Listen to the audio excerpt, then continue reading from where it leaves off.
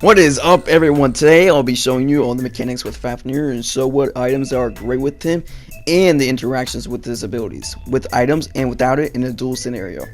The abilities mechanics can also be used in any game mode as a support, so let's begin. Let's go over mechanics first. Fafnir's one applies a stun and slow when it hits a god, but gives slowness to everyone in a medium-sized circle. His 2 gives Fafnir or allies an attack speed increase and a separate damage output that depends on how much power the god has, while also giving Fafnir a heal boost to only him. His 3 makes him leap in the direction you are facing and a cone formation indicator when landing. Any opponents in the cone are damaged and disarmed for 2 seconds. His 4 turns him into a dragon with a large circle indicator for when the transformation is complete. Anyone in the circle is applied a damage over time for 3 ticks, first one being instant when you fully transformed.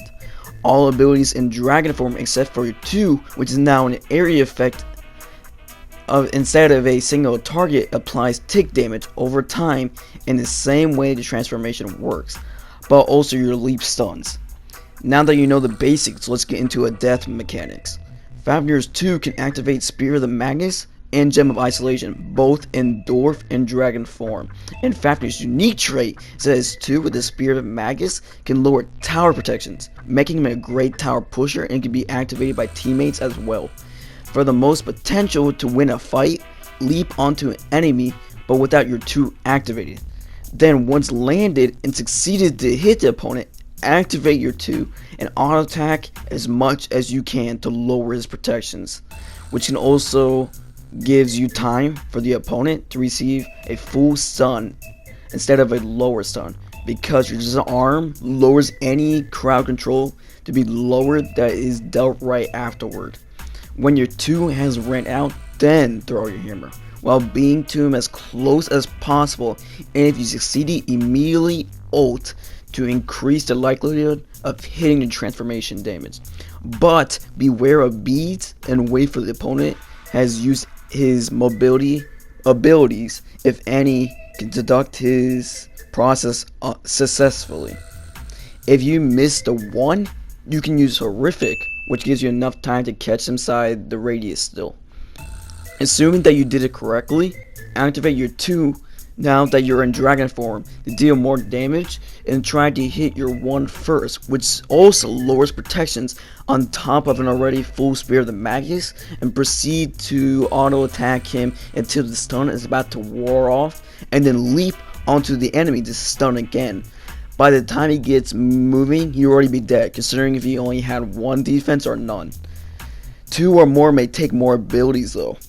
If you're nervous or you think you can't hit the 1 in dragon form, then use the leap first and continue with the same process, but you will miss 2 ticks of damage that could have been greater with your 1 hitting first. Next is the build.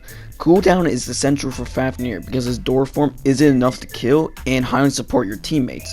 So getting cooldown items such as Shoes of Focus, Breastplate for facing a physical opponent, or Genjis for a magical.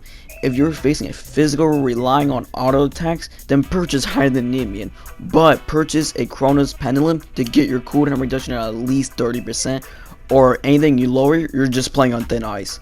One mess up and you could be done, because Fafnir's cooldowns are very long.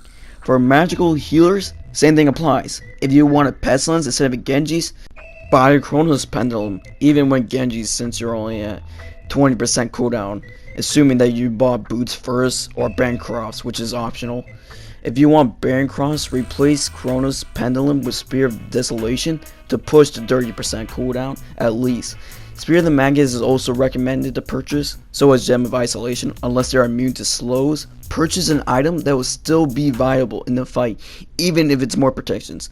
Well, there you have it, a full guide on how to play Fafnir to his full potential. So if you enjoyed this video, please like and subscribe. If you want to see more of these types of videos, comment down below on which god you want to learn more about. I will see you all in the next video.